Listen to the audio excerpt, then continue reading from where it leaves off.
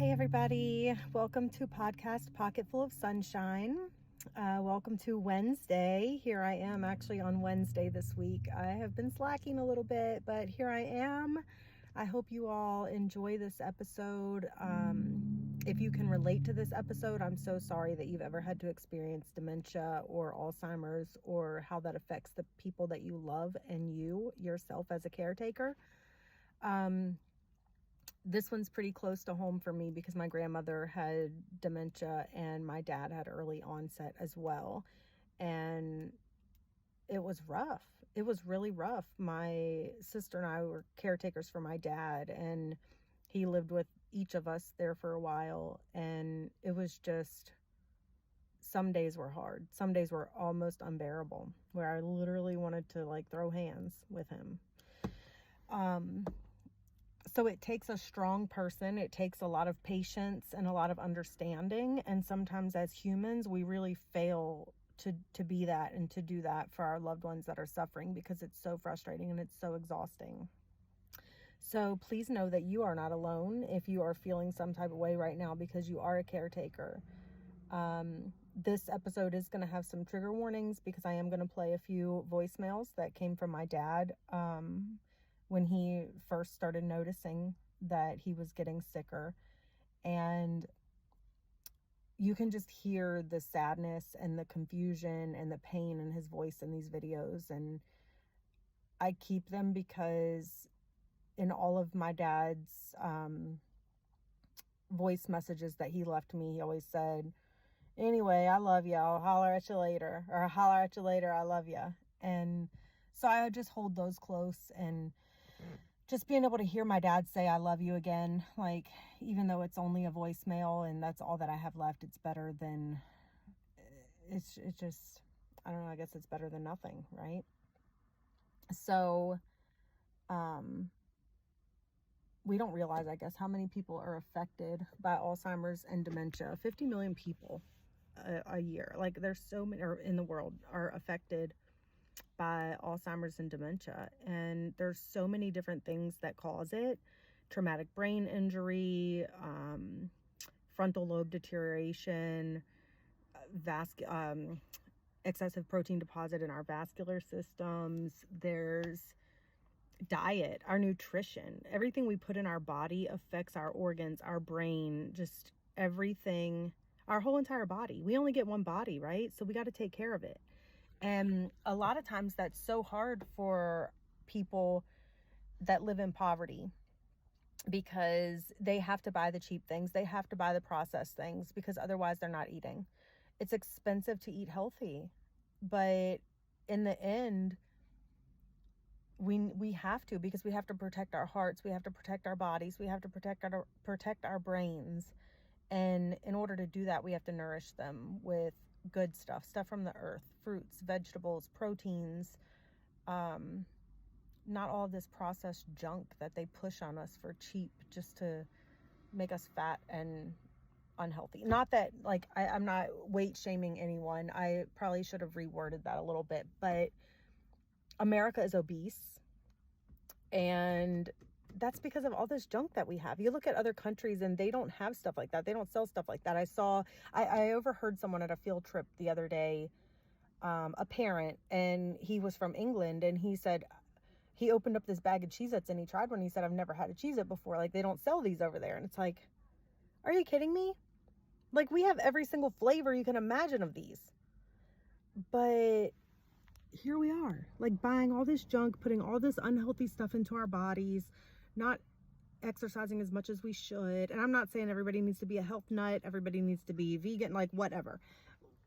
I'm just saying that personally for me, since my life has been affected so significantly by dementia, Alzheimer's, diabetes, congestive heart failure, all these things, I am more conscious, I guess, than most people on eating healthy and just exercising to keep my organs and my body strong.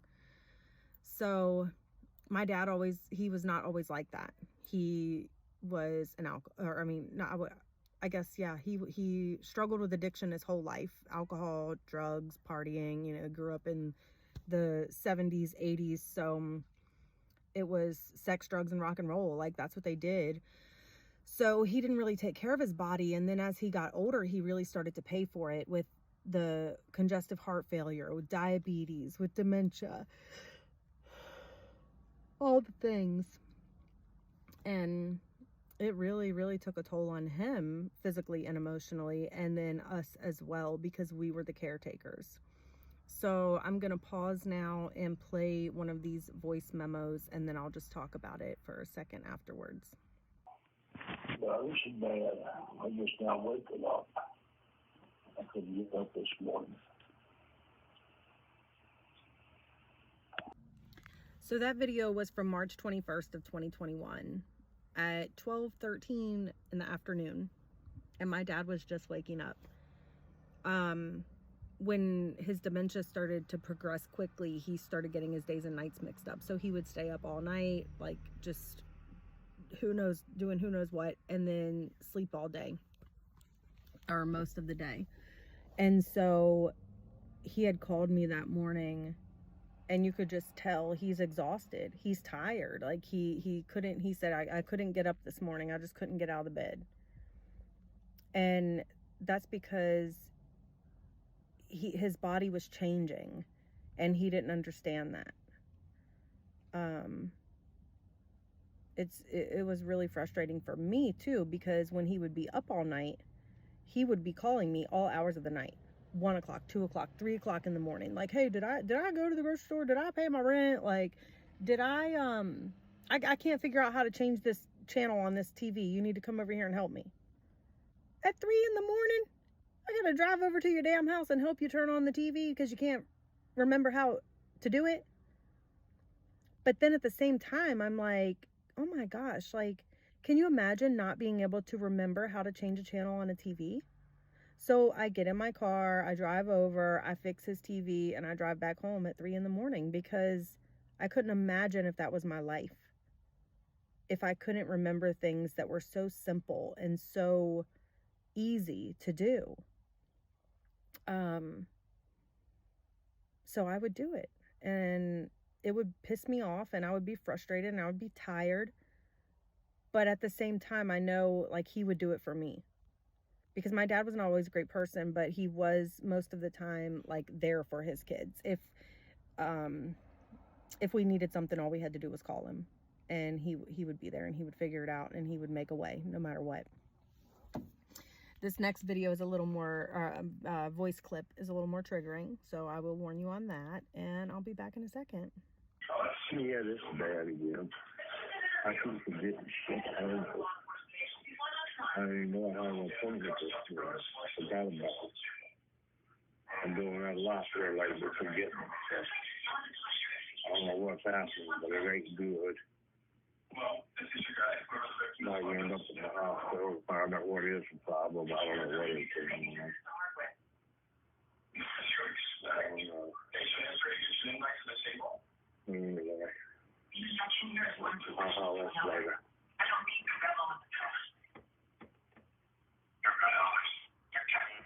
I know.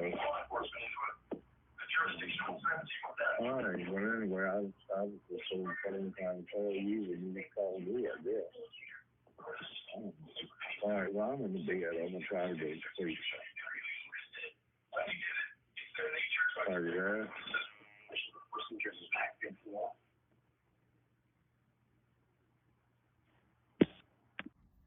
So that video is, or that voice clip is very, very triggering for me, especially because that was the first time that I realized something was really going on with my dad.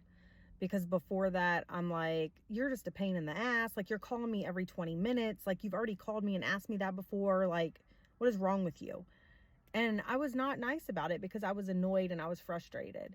But when I heard that voice memo from him, that voicemail that he left me, you can hear how, like, worried he is in his voice, saying, I've been doing that a lot lately. I don't know what's going on, but I need to try to figure it out. I've been forgetting things a lot lately. And again, then that took me right back to, I need to have empathy for this man, not frustration, not irritation. Like, I need to have empathy for him, because how scary is it to be inside of a body that you don't recognize anymore? Or to have this memory that used to be sharp as a tack and not forget anything, and now you can't remember a simple appointment, even if it's written on your calendar, because you don't remember what day it is. So I tried to be as patient as I could with my dad, and I would write the appointments down on my calendar, and I would take him to his appointments. I would do all the things that he needed me to do, because I felt like I needed to just relieve a little bit of that worry and anxiety off of him, and knowing that he had someone that was going to remind him and support him and just help him remember the things, maybe would have helped a little bit, you know? And then so finally we did go to the doctor, and they diagnosed him with early onset dementia, and they gave him a medication to try to help with the memory loss. He had tons of other medication too, because he had so many health problems. But then it came to the point where he was forgetting to take the medication, or he was taking too much medication. And so then I tried to monitor his medicine. I got him one of those like weekday medicine packs and everything like that. And we would put his medicine in there, and I'd be like, every day, this is what you need to take. Well, then I had to start taping them shut, because he would forget what day it is. He'd forget he already took that one. He thought it was the next day. He'd take double. And it was becoming dangerous for him. So I started taping them shut, and then eventually just took them to my house and said, I will bring you your medicine every day, because you're not going to be eating 5 days worth of medicine in one day. And he hated that, because my dad was a very dependent man, and he did not like for anyone to tell him what to do. He did not like to feel like he was a child or being treated like a child. So for his own daughter to say, like, you can't do this by yourself anymore, I have to control this for you, he was pissed, and he did not like it at all. And he made sure I knew that. He cussed me up one side and down the other. I did delete all the voicemails that I had of him cussing me out, because I just didn't want to, I just needed to get rid of them. But yeah, there were tons. He would motherfucker this, motherfucker that, and excuse my language, because I know you guys don't really like some of you comment that I cuss too much and things on here, but this was my dad, and this is real. And so I don't want you to feel, a lot of people with dementia that have never cussed before in their life, like, they will start being aggressive and cussing and things like that once they get sick. So every day was a struggle. Every day was a new struggle. Some days were good, some days were not.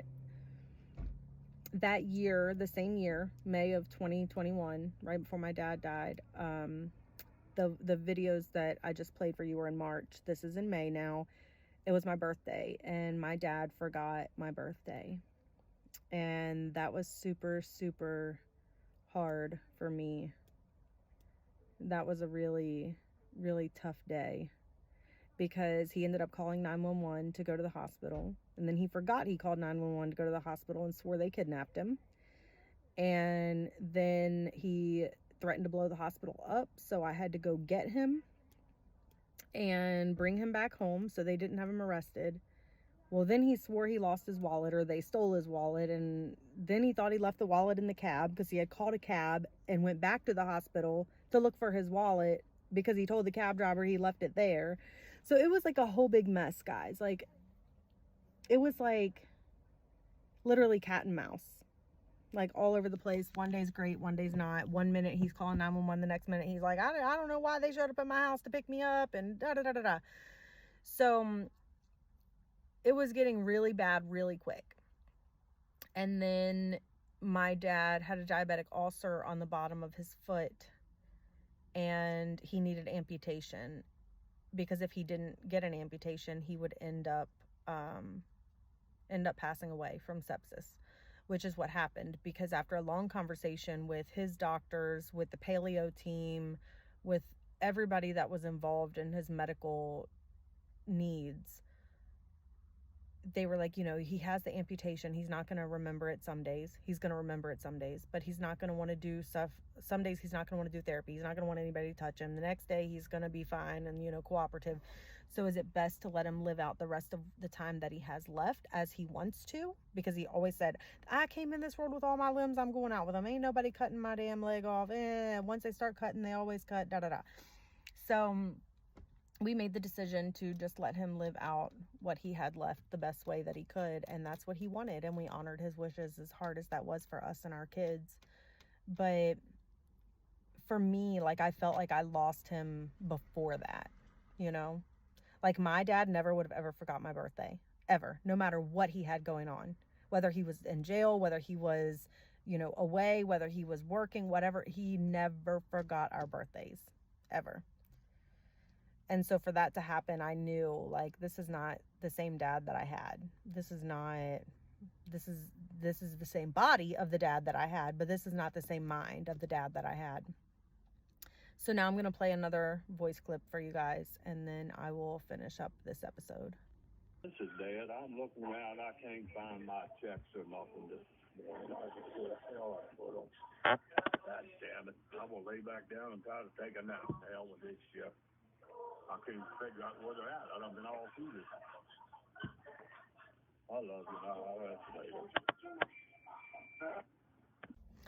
And so that last voice clip that you all heard, he was trying to find his Social Security checks because he thought he lost them again. And he used to go through that quite often. He would already cash them and pay his bills, and then he would forget, and then he would think someone came in and took them. And he started at the end there having hallucinations where he would see things or think things happened that really didn't happen.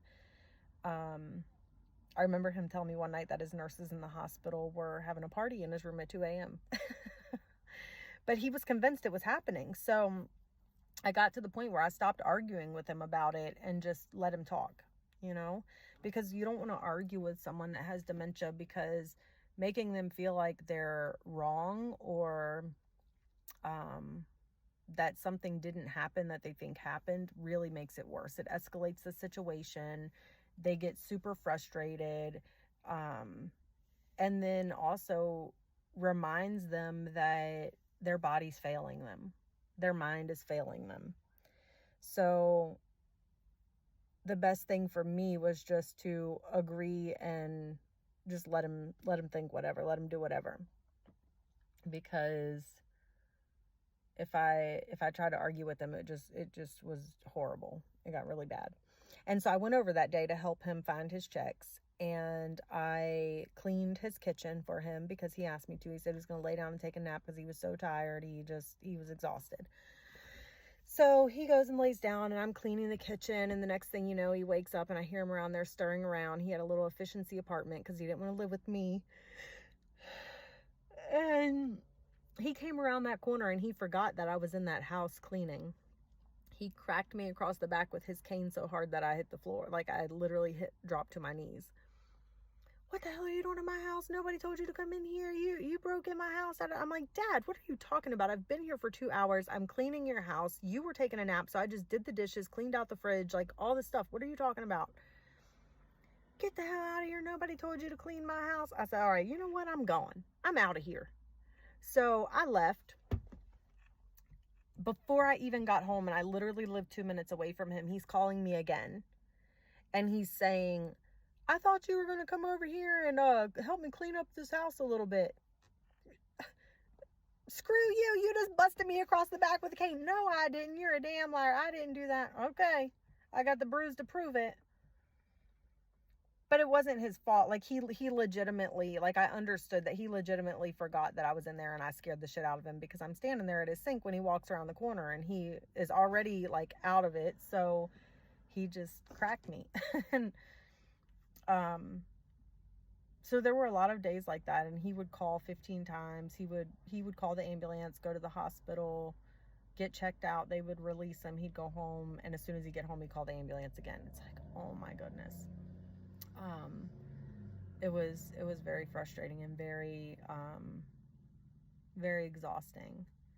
So I just want everybody to know that it takes a special kind of person to be a caretaker for someone that's suffering with Alzheimer's or dementia. And if you are that person, you are freaking amazing. Even on the days where you feel like you could explode, like your head's going to explode, you're doing the best you can. You are literally doing everything that you can for that person. And just continue to be there for them, spread awareness on Alzheimer's and dementia for our younger generations. Like, let's change this. Let's get them moving. Let's get them eating healthier. Let's get everyone taking care of our bodies so that we don't have all these ailments. We don't have all these health issues that our children and grandchildren are left with. Like, we have to break those cycles, and we have to change it here, right now, with us. And again, if you have been affected by dementia or Alzheimer's, I send all my love to you. If you have lost someone to dementia or Alzheimer's, again, I literally am wrapping my arms around you right now, because you lost them more than once. And every day is just a reminder of how precious life is and how quickly things can change, because you have seen that with your own eyes as a caretaker. So I love you all, and if you want to write into me, you can do so at podcastpocketfulofsunshine@gmail.com. I'm happy to read your stories anonymously or invite you on the show. I love to talk to people and not just talk by myself on here. And you can find me on TikTok, Facebook, Instagram, Spotify, Apple Podcast, all at Podcast Pocket Full of Sunshine. I hope you all have an amazing day, and wear your purple this month and spread awareness for Alzheimer's. I love you guys. Bye.